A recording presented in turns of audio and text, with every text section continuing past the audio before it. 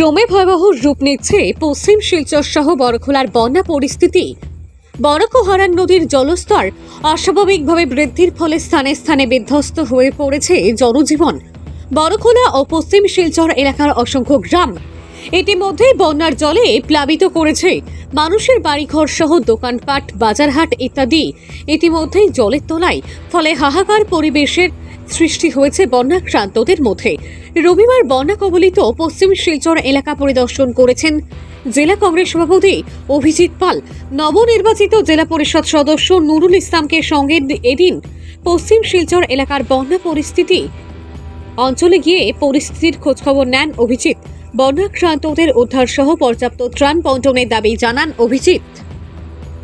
মধুপুর মাসিমপুরের যে একটা মাত্র সড়ক রাস্তা এবং বাঁধ, সেই রাস্তা অনেক দিন ধরে এখানে রাস্তা একবার স্যাংশনও হয়েছে, কিন্তু যা জানতে পারলাম এখানে জনগণ বললেন যে ঠিকাদার অর্ধেক সমাপ্ত করে উনি কাজ ছেড়ে চলে গেছেন।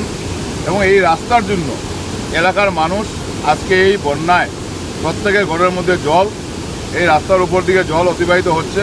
এবং বিশেষ করে এই মাত্র প্রায় আধা ঘন্টা আগে যেভাবে এই মেইন সড়কটা এইভাবে ভেঙে গেছে, যে পুরা রাস্তাটা নদীর জলের ধাক্কায় পুরো রাস্তাটা চলে গেছে।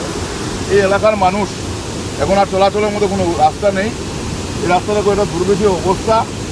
আমরা এটা নিয়ে জেলাধিপতির সাথে কথা বলবো, যাতে অতি সত্বর এই এলাকার মানুষ, এখানে দুর্ঘটনা হওয়ার আশঙ্কা আছে।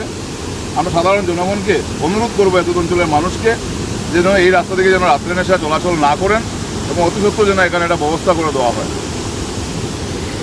বা কোনো কিছু একটু সাহায্য করো, বানাইয়া একটা টিম বানাইয়া একটু মানুষের একটু সাহায্য করো। মানে ঘরে ঘরে টিম তুমি কিছু মানুষ দিয়ে ছেলেরা ইয়ং ছেলে দিয়ে এই রাস্তাটা মনে হচ্ছে